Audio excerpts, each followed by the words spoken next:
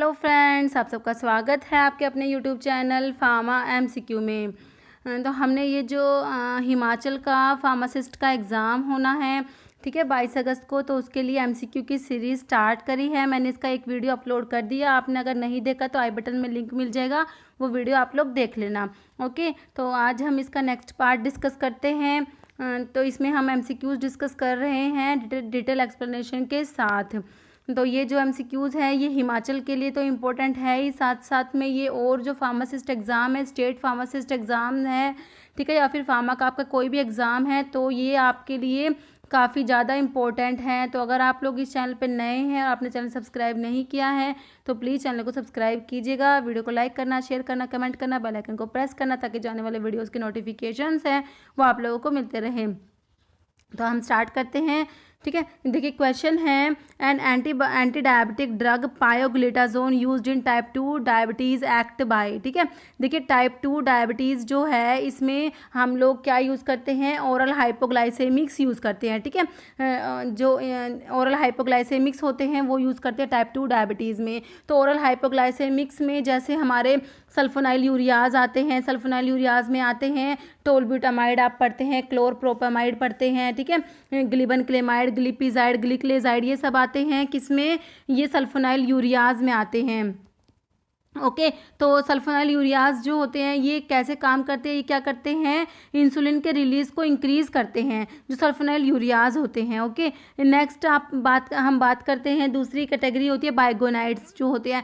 बाइगोनाइड्स में हम फैनफोर्मिन, मेटफोर्मिन ये पढ़ते हैं, ठीक है। थर्ड होते हैं मैग्लिटिनाइड डेरिवेटिव्स होते हैं। मैग्लिटिनाइड में आते हैं रेपाग्लिनाइड आता है और आता है नेटिग्लिनाइड आता है, ठीक है। फिर एक होते हैं थायाजोलिडीन डाईओन्स होते हैं, ठीक, कौन से, तो थायाजोलिडीन डाईओन्स, जिसमें हमारा आता है जो हमारा क्वेश्चन में दिया हुआ है, थायाजोलिडीन डाईओन्स में आता है रोसिग्लिटाजोन आता है और एक पायोग्लिटाजोन आता है, ठीक है। तो आपसे यही क्वेश्चन पूछा हुआ है कि जो ये थायाजोलिडीन डाईओन्स में रोसिग्लिटाजोन और पायोग्लिटाजोन है, तो आपको पायोग्लिटाजोन का पूछा हुआ है कि कैसे काम करता है, कैसे एक्ट करता है। ओके, और एक और इसकी कैटेगरी अल्फा ग्लूकोसाइडेज इनहिबिटर्स और होते हैं, वो एक कार्बोज और मिग्लिटोल आता है, ठीक है, वो भी, ये तो क्लासिफिकेशन हो गया।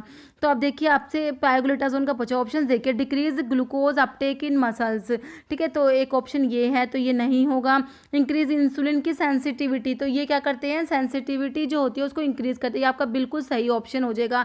नेक्स्ट है इनहिबिट इंटेस्टिनल एंड ग्लूकोसाइडेज या फिर स्टिमुलेटिंग इंसुलिन सिक्रेशन, तो इंसुलिन के सिक्रेशन को स्टिमुलेट नहीं करते, इसके लिए हमारे सल्फोनाइल यूरियाज होते हैं ना, वो जो इंसुलिन के जो सिक्रेशन को स्टिमुलेट करेंगे। ओके, तो जो आपका इसका आंसर हो जाएगा ऑप्शन 2 बिल्कुल राइट हो जाएगा। ओके, नेक्स्ट देखिए क्वेश्चन, देखिए क्वेश्चन है नेक्स्ट, को एडमिनिस्ट्रेशन ऑफ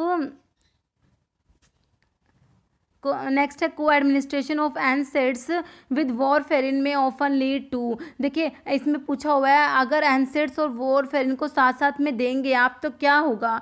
देखिए एनसेड्स में जैसे हम पढ़ते हैं एस्पिरिन पढ़ते हैं, तो एस्पिरिन क्या है, एंटी प्लेटलेट ड्रग होती है, ठीक है, प्लेटलेट के एग्रीगेशन को इनहिबिट करा देती है, ठीक है, तो ये एंटी प्लेटलेट ड्रग होती है। और वॉरफेरिन क्या है, एंटी कोएगुलेंट है, तो सेम सेम से इनका एक्शन हो गया ना। तो अगर कह रहे हैं इन दोनों को साथ में देंगे तो क्या होगा कि वॉरफेरिन का एंटी कोएगुलेंट एक्शन एक तरीके से इंक्रीज हो जाएगा, ठीक है। तो ऑप्शन देखिए आप इसके, एंटागोनिस्टिक इंटरैक्शन, तो एंटागोनिस्टिक है क्या, ये एंटागोनिस्टिक तो नहीं है, तो ऑप्शन कट जाएगा। नेक्स्ट है interactions due to change in drug transport, ये भी नहीं होगा। Interactions due to disturbance in electrolyte balance, ये भी नहीं होगा। एडिटिव और सिनर्जिस्टिक इंटरैक्शन होता है, ठीक है, एनसेड्स को वॉरफेरिन के साथ अगर देते हैं, इन दोनों को साथ में देते हैं तो क्या होता है, सिनर्जिस्टिक या एडिटिव इंटरैक्शन हो जाएगा, ठीक है, क्योंकि सेम सेम से इनका काम हो गया, क्योंकि ये तो एंटी प्लेटलेट हो गई, मतलब जैसे एस्पिरिन है वो एंटी प्लेटलेट है, प्लेटलेट एग्रीगेशन को इनहिबिट कर रही है, वॉरफेरिन एंटी कोएगुलेंट है, तो इनका ये ऑप्शन 4 आपका राइट हो जाएगा। ओके, नेक्स्ट देखिए क्वेश्चन है, इन शुगर कोटिंग की जो प्रोसेस होती है उसमें जो शुगर कोटिंग टेबलेट सब कोटिंग इज डन एज, ठीक है, जो आप शुगर कोटिंग के डिफरेंट स्टेप्स पढ़ते हैं उसमें एक आता है ये सब कोटिंग वाला, तो सब कोटिंग क्यों करते हैं आपसे एक तरीके से ये पूछा हुआ है। देखिए जो शुगर कोटिंग के डिफरेंट स्टेप्स स्टेप्स होते हैं, देखिए उनमें मैं आपको बता देती हूँ एक बार। एक होता है सील कोटिंग होता है, ठीक है। सील कोटिंग क्यों करते हैं? To prevent the moisture penetration, moisture के पेनिट्रेशन को प्रिवेंट करने के लिए सील कोटिंग करते हैं। तो इसमें क्या यूज़ करते हैं? शीलैक और जीन यूज़ करते हैं, ओके। नेक्स्ट होता है सब कोटिंग। सब कोटिंग क्यों करते हैं? सब कोटिंग करते हैं टेबलेट के साइज को इंक्रीज करने के लिए, ठीक है, और टेबलेट का बल्क जो तरीके से उसको बढ़ाने के लिए, round the edges and build up the tablet size, इसके लिए सब कोटिंग करते हैं। सब कोटिंग में अकेशिया और जिलेटिन यूज़ करेंगे, ओके। एक होता है सिरप कोटिंग होता है। सिरप कोटिंग करते हैं कवर द रफनेस ऑफ सब कोटिंग, जो सब कोटिंग जो स्टेप होता है, स्टेज होता है, इसकी रफनेस को कवर करने के लिए सिरप कोटिंग करते हैं। इस सिरप कोटिंग के टाइम पे ही कलरेंट्स ऐड करते हैं। क्वेश्चन भी आता है कलरेंट्स कब ऐड करते हैं? तो सिरप कोटिंग की स्टेज है उसमें कलरेंट्स ऐड करेंगे। एक होता है फिनिशिंग होता है। फिनिशिंग में क्या करते हैं? इसमें ये करेंगे सिरप के साथ करते हैं to smooth the tablet surface, tablet के सरफेस को स्मूथ करने के लिए फिनिशिंग करते हैं। फिर एक होता है पॉलिशिंग, ठीक है। तो ये पॉलिशिंग वाला भी एक बार क्वेश्चन आया हुआ था, पॉलिशिंग की इसमें क्या यूज़ करते हैं? पॉलिशिंग में जैसे बीज वैक्स यूज़ करेंगे, ठीक है, उसकी एलिगेंस जो है टेबलेट की उसको इंक्रीज करने के लिए पॉलिशिंग करेंगे, इसमें बीज वैक्स यूज़ करेंगे। ये पूछा हुआ था कि पॉलिशिंग में कौन सा यूज़ करेंगे, तो उसमें बीज वैक्स ऑप्शन था, ठीक है। तो ये भी आप याद रखना। तो आपको मैंने बता दिया, अब आप ऑप्शन देख लीजिए। शुगर कोटिंग में जो टेबलेट का सब कोटिंग का पूछा ऑप्शन देखिए, टू प्रिवेंट मॉइस्चर एब्जॉर्प्शन, तो मॉइस्चर के एब्जॉर्प्शन के लिए तो सील कोटिंग हो गया, तो हमारा ऑप्शन कट जाएगा। नेक्स्ट है round the edges and build up the tablet size, तो बिल्कुल सही है, सब कोटिंग में टेबलेट का साइज ही बढ़ाते हैं। आपका ऑप्शन 2 बिल्कुल राइट हो जाएगा। स्मूथ द सरफेस, सरफेस को स्मूथ करने के लिए मैंने आपको फिनिशिंग बता दिया। To cover and fill imperfections, तो इसका ऑप्शन 2 जो है आपका बिल्कुल राइट हो जाएगा, ओके। नेक्स्ट क्वेश्चन देखिए, क्वेश्चन है विच of the following type of medicine is use for treating indigestion. देखिए अब इनडाइजेशन जो है उसको ट्रीट करने के लिए कौन सी मेडिसिन यूज़ करनी है आपको ये बताना है। बिल्कुल सिंपल क्वेश्चन है, ऑप्शंस देख लीजिए। एंटीबायोटिक्स यूज़ करेंगे या एनाल्जेसिक्स, एंटासिड्स या एंटीसेप्टिक्स, कौन सा यूज़ करेंगे? तो ये तो बिल्कुल सिंपल है, एंटासिड्स यूज़ करेंगे, ओके। नेक्स्ट देखिए क्वेश्चन है which one of the following anti microbial drug is suitable for the treatment of both tuberculosis and leprosy. तो मैं आपको एक क्वेश्चन कई बार बताती हूँ, कौन सी ड्रग होती है जो ट्यूबरकुलोसिस और लेप्रोसिस दोनों में यूज़ करते हैं। देखिए एक तो रिफैम्पिन होती है, एक होती है इथियोनामाइड, दो ड्रग होती है, इथियोनामाइड और रिफैम्पिन होती है जो ट्यूबरकुलोसिस में यूज़ करते हैं और साथ साथ लेप्रोसी में भी यूज़ करते हैं। तो अब आपके ऑप्शंस देख लीजिए, आइसोनियाजिड, पैरामिनो सैलिसिलिक एसिड, स्ट्रिप्टोमाइसिन या रिफाम्पिसिन। तो ऑप्शंस में रिफाम्पिसिन ही दिया हुआ है, तो आपका ऑप्शन 4 राइट हो जाएगा, ओके। नेक्स्ट देखिए क्वेश्चन है एंटी स्टरलिटी विटामिन इज, तो एंटी स्टरलिटी विटामिन कौन सा है? देखिए विटामिन के जो विटामिन के एमसीक्यूज़ का मैंने वीडियो अपलोड किया हुआ है, आपको आई बटन में लिंक मिल जाएगा, वहाँ से आप विटामिन के सारे एमसीक्यूज़ डिटेल एक्सप्लेनेशन के साथ मैंने डाले हुए हैं, तो वो वीडियो आप एक बार जरूर देखना, ठीक है। तो एंटी स्टेरिलिटी विटामिन कौन सा होता है? ऑप्शन देखिए, विटामिन B12 जिसको साइनोकोबालामिन बोलते हैं, जिसमें कोबाल्ट मेटल प्रेजेंट होता है, ठीक है। इसकी डेफिशिएंसी से मेगालोब्लास्टिक एनीमिया होता है। विटामिन डी होता है, ऑप्शन में विटामिन डी है या विटामिन ई या विटामिन सी। तो एंटी स्टेरिलिटी विटामिन होता है विटामिन ई होता है, तो आपका ऑप्शन 3 हो जाएगा, विटामिन ई राइट हो जाएगा, ओके। नेक्स्ट देखिए क्वेश्चन है, नेक्स्ट क्वेश्चन है विटामिन के ऊपर ही है, which vitamin is known as anti haemorrhagic factor. तो कौन सा है जिसको एंटी हेमरेजिक फैक्टर बोलते हैं? ऑप्शन देखिए, vitamin E, vitamin C, vitamin K या नन ऑफ दीज।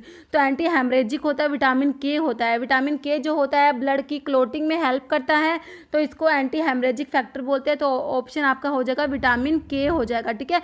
कौन कौन से क्लोटिंग फैक्टर है उसके सिंथेसिस को रेगुलेट करता है विटामिन के, अब ये आप मुझे कमेंट करके बताएंगे, मैंने आपको बहुत बार बताया हुआ है, ओके। नेक्स्ट क्वेश्चन देखिए क्या है, कैब ओ सिल इज यूज्ड एज। ऑप्शन देखिए, लुब्रिकेंट्स, एंटी एडहेरेंट, ग्लाइडेंट या डिसइंटीग्रेंट। तो कैब ओ सिल जो है ये कोलोइडल सिलिका जो होता है उसको बोलते हैं कैब ओ सिल, ओके। तो कोलोइडल सिलिका है, इसका क्या यूज़ होता है आपको ये बताना है, ठीक है। तो ये ग्लाइडेंट होता है, ठीक है। कोलोइडल सिलिका क्या है? ग्लाइडेंट होता है। देखिए जो ग्लाइडेंट्स हैं, लुब्रिकेंट्स, देखिए एक तो लुब्रिकेंट्स होते हैं, ग्लाइडेंट्स और एक एंटी एडहेरेंट्स, इन तीनों के ना सेम से थोड़े से ओवरलैपिंग से फंक्शंस होते हैं, तो इसमें थोड़ा सा कन्फ्यूजन हो जाता है। डिसइंटीग्रेंट तो बिल्कुल अलग है, डिसइंटीग्रेशन में हेल्प करता है, टेबलेट को जो ब्रेक होती है ना टेबलेट, तो उसमें हेल्प करते हैं वो डिसइंटीग्रेंट्स, स्टार्च हम पढ़ते हैं, तो ये तो अलग ही हो गया। तो ये 3 है जिनमें कन्फ्यूजन होता है। देखिए मैंने इसलिए यहाँ पे इनको देखिए, लुब्रिकेंट्स क्या क्या होते हैं? लुब्रिकेंट्स जो होते हैं substance that we use in tablet and capsule formulation in order to reduce the friction. देखिए लुब्रिकेंट्स जो होते हैं जो फ्रिक्शन को रिड्यूस करते हैं, टेबलेट को जब इजेक्ट करते हैं उसके दौरान जो फ्रिक्शन होता है ना, फ्रिक्शन ड्यूरिंग टेबलेट इजेक्शन, इसको रिड्यूस करते हैं लुब्रिकेंट्स। ठीक है, तो ये लुब्रिकेंट्स जो होते हैं देखिए that is this component can reduce the friction, किस जो फ्रिक्शन रिड्यूस करते हैं किस किस के बीच में? Particles that we use to make the tablet during compression. Moreover these components can reduce the friction between, ये देखिए wall of the tablet, tablet की वॉल्स जो होती है and the wall of die cavity, die जिसमें tablets हम बनाते हैं ना, टेबलेट होती है उसकी वॉल के बीच में और टेबलेट की वॉल के बीच में जो फ्रिक्शन होता है ना उसको रिड्यूस करते हैं ताकि टेबलेट होती है इजीली इजेक्ट हो सके। ओके, ये होते हैं लुब्रिकेंट्स होते हैं, जैसे इसमें स्टीयरिक एसिड वगैरह जो ये कैल्शियम और मैग्नीशियम स्टीयरेट्स जो होते हैं ना, स्टीरिक एसिड के सोल्ट और स्टीरिक एसिड यूज़ करता है लुब्रिकेंट्स के उससे। ठीक है, तो ये लुब्रिकेंट्स होते हैं जो ये, तो इसका हो गया, ये फ्रिक्शन को कम करती है बिटवीन द डाई वॉल और जो टेबलेट की वॉल होती है उसके बीच में। एक होते हैं एंटी एडहेरेंट, एंटी एडहेरेंट का मतलब ये होते हैं ये स्टिकिंग को प्रिवेंट करते हैं। देखिए the substance that prevent the tablet from its adhesion properties. ठीक है, इनको नॉन स्टिकिंग एजेंट्स भी बोल सकते हैं। This substance can avoid the addition of tablet. ठीक है, मतलब जो टेबलेट होती है उसकी एडिशन को अवॉइड करते हैं टेबलेट सरफेस और वॉल ऑफ द कैविटी। ठीक है, जो कैविटी जो होती है उसकी वॉल से टेबलेट चिपक ना जाए उसको मतलब प्रिवेंट करते हैं एक तरीके से, ये एंटी एडहेरेंट्स जो होते हैं। ठीक है, as anti adherents we can use water insoluble lubricants जो मैग्नीशियम स्टीरेट्स, टैल्क, स्टार्च, ये सब यूज़ कर सकते हैं। ओके, एक होता है ग्लाइडेंट्स। ग्लाइडेंट्स क्या होते हैं? ग्लाइडेंट्स होते हैं फ्लो प्रोमोटर्स जिसको आप बोलते हैं ना, जिसमें टैल्क 5% यूज़ करते हैं, कोलोइडल सिलिका जो मैंने अभी आपको बताया कैबोसिल, वो ग्लाइडेंट होती है। तो ग्लाइडेंट्स क्या करते हैं? इंक्रीज करते हैं flow ability of A powders. ठीक है, इनको फ्लो प्रोमोटर्स भी बोलते हैं ग्लाइडेंट्स को। This means it promote the flow of tablet granules. ठीक है, टेबलेट ग्रेन्यूल्स के फ्लो को प्रोमोट करते हैं। और ये कैसे करते हैं? ये क्या करते हैं? Reduce the friction between this granules, in granules के बीच में जो फ्रिक्शन होता है ना उसको रिड्यूस करते हैं। ठीक है, तो ये होती हैं जो 3 टर्म है, लुब्रिकेंट्स हैं, ग्लाइडेंट्स हैं, एंटी एडहेरेंट है। तो आई थिंक आपको ये जो है क्लियर हो गया होगा। ओके, अभी तो मैंने आपको इसका आंसर तो बता ही दिया, ग्लाइडेंट हो गया। अब हम नेक्स्ट क्वेश्चन पे चलते हैं। नेक्स्ट क्वेश्चन है मेम्ब्रेन फिल्टर टेस्टेड बाय। तो मेम्ब्रेन फिल्टर के टेस्ट के लिए क्या यूज़ करते हैं? ऑप्शन है dissolution test, bubble point test, LAL test या रिटेंशन टेस्ट। तो इसका हो जाएगा ये बबल पॉइंट टेस्ट, आपका ऑप्शन 2 राइट हो जाएगा। ओके, नेक्स्ट क्वेश्चन देखिए, which type of mixer use for ointment formulation. तो ऑइंटमेंट के लिए कौन सा टाइप के मिक्सर यूज़ करेंगे? देखिए जब आप जो मिक्सिंग एंड होमोजेनाइजेशन वाला चैप्टर पढ़ते हैं हमारे सूटिक्स में, तो देखिए उसमें जो मिक्सिंग ऑफ सेमी सॉलिड्स की मिक्सिंग के लिए जो हम यूज़ करते हैं ना, कौन कौन सी मिक्सर्स यूज़ करते हैं, उसमें एक तो ट्रिपल रोलर मिल आता है, ट्रिपल रोलर मिल पढ़ते हैं आप। एक उसमें एजिटेटर मिक्सर पढ़ते हैं, एजिटेटर मिक्सर होता है जिसमें सिग्मा आर्म मिक्सर होता है, और एक होता है प्लानेटरी मिक्सर होता है। ठीक है, जो हमारे ऑप्शन में दिया हुआ है प्लानेटरी मिक्सर। तो ऑइंटमेंट की फॉर्मुलेशन के लिए हम ऑप्शन 1 जो है हमारा प्लानेटरी मिक्सर ही यूज़ करेंगे। ठीक है, और बाकी के डबल कोन मिक्सर जो है ये पाउडर्स की मिक्सिंग के लिए यूज़ करते हैं। तो हमारा ऑप्शन जो है ऑप्शन 1 हो जाएगा, प्लानेटरी मिक्सर हो जाएगा आपका। ओके, नेक्स्ट देखिए क्वेश्चन है alkaline diuresis done for treatment of poisoning due to. देखिए अल्कलाइन डायूरेसिस, देखिए इसके ऑप्शंस देखिए, एट्रोपिन, मॉर्फिन, फिनोबार्बिटोन, एम्फेटामिन। देखिए अगर इस टाइप का क्वेश्चन ना कई बार अगर आप इसमें कंफ्यूज हो जाए, आपको अगर इस टाइप का आता नहीं तो देखिए मैं आपको एक ट्रिक बताती हूँ। देखिए इसमें आप ऑप्शंस देखिए, अब ऑप्शंस में ना 3 तो आपको सिमिलर मिलेंगे, एक अलग मिलेगा, आपका वही आंसर होगा। देखिए इसमें देखिए एट्रोपिन, देखिए अब लेकिन आपको थोड़ा सा ना आइडिया होना चाहिए कौन सी ड्रग एसिडिक है कौन सी बेसिक है, थोड़ा बहुत इस टाइप का आपको आइडिया जरूर होना चाहिए। अब देखिए एट्रोपिन है ये बेसिक में आ जाएगा, मॉर्फिन भी बेसिक बेस होता है, एम्फेटामिन भी बेस है, लेकिन फिनोबार्बिटोन एसिडिक ड्रग में आती है, तो आपका आंसर तो फिनोबार्बिटोन ही सही हो जाएगा। बाकी अगर आप इसका कंसेप्ट देखना चाहते हैं, देखिए अल्कलाइन डायूरेसिस का मतलब क्या है, इसमें क्या करें, यूरिन को क्या बना रहे हैं, अल्कलाइन बना रहे हैं। ठीक है, अल्कलाइन डायूरेसिस करेंगे, कोई भी एसिडिक ड्रग है उसकी पॉइजनिंग है तो उसके लिए यूरिन को क्या करेंगे, अल्कलाइन बना देंगे, कोई भी बेसिक सब्सटेंस ऐड करके। ठीक है, यूरिन को अल्कलाइन बना देंगे, तो उससे होता क्या है, उससे देखिए जो भी एसिडिक ड्रग होगी अगर उसको बेसिक एनवायरनमेंट मिलेगा तो वो क्या हो जाएगी, आयोनाइज हो जाएगी। आयोनाइज होने के बाद क्या होता है, ड्रग ड्रग जो होती है एब्जॉर्ब नहीं हो पाती, ठीक है, तो उसका एब्जॉर्प्शन नहीं होगा, तो उसका मतलब कि वो क्या हो जाएगी, एक्सक्रीट आउट हो जाएगी, ठीक है। तो इसीलिए जो एसिडिक ड्रग होती है उनकी अगर पॉइजनिंग हो जाएगी, जैसे बार्बिचुरेट्स होते हैं, तो उसमें यूरिन को क्या करते हैं, अल्कलाइन बना देती है, तो उसको बोल देते हैं अल्कलाइन डायूरेसिस, ठीक है। तो इसका हो जाएगा हमारा फिनोबार्बिटोन हो जाएगा। इसका उल्टा हो जाएगा, अगर आपसे पूछ ले कोई भी मतलब कि बेसिक ड्रग है उसकी पॉइजनिंग है, तो उसको लिए आपको क्या करना पड़ेगा, एसिडिक डायूरेसिस करेंगे, ओके। तो ये थोड़ा सा आई थिंक मेरे हिसाब से आपको ये क्लियर हो गया होगा, ठीक है। नेक्स्ट क्वेश्चन देखिए, क्वेश्चन है therapeutic index is a measure of, option देखिए सेफ्टी, एफिकेसी, पोटेंसी या सेलेक्टिविटी। तो ये क्वेश्चन ना अभी ये हिमाचल का ड्रग इंस्पेक्टर के एग्जाम में आया भी था, तो उसका आंसर की में भी आंसर गलत दिया हुआ था, तो इसका ना therapeutic index is a measure of, तो इसका सेफ्टी होगा, ठीक है, ऑप्शन 1 हो जाएगा, इसका आंसर सेफ्टी होगा। उन्होंने आंसर की में आई थिंक पता नहीं क्या दिया हुआ था, तो गलत दिया हुआ था लेकिन ओके। तो थेरेप्यूटिक इंडेक्स जो होते हैं, मैंने आपको एक बार बताया हुआ, थेरेप्यूटिक इंडेक्स का फॉर्मूला क्या होता है, तो ऊपर होता है LD50 होता है, नीचे होता है ED50, ठीक है, ED50। तो मैंने आपको एक बार पहले TILE से आपको याद करना, टाइल से आपको याद करना बताया था, TILE से आपको याद करना ही बताया था। अगर आपको याद हो, आप मेरे वीडियोस फॉलो करते हैं तो आपको जरूर पता होगा, ठीक है। तो थेरेप्यूटिक इंडेक्स होता है LD50 बाय ED50। तो थेरेप्यूटिक इंडेक्स जो होता है ये रेशियो होता है, किस किस के बीच में होता है, ये रेशियो होता है between doses of drug that produce toxic effect and doses of drug that produce therapeutic effect, ठीक है। इनका रेशियो होता है थेरेप्यूटिक इंडेक्स जो होता है, ठीक है। जो ये LD50 जो है ये क्या होता है, मीडियन लीथल डोज होता है, और ED50 है ये होता है मीडियन इफेक्टिव डोज, ठीक है। तो इनका रेशियो थेरेप्यूटिक इंडेक्स बोलते हैं, ओके। तो ये जो है ये इसका आपका ऑप्शन जो है सेफ्टी ही राइट होना था।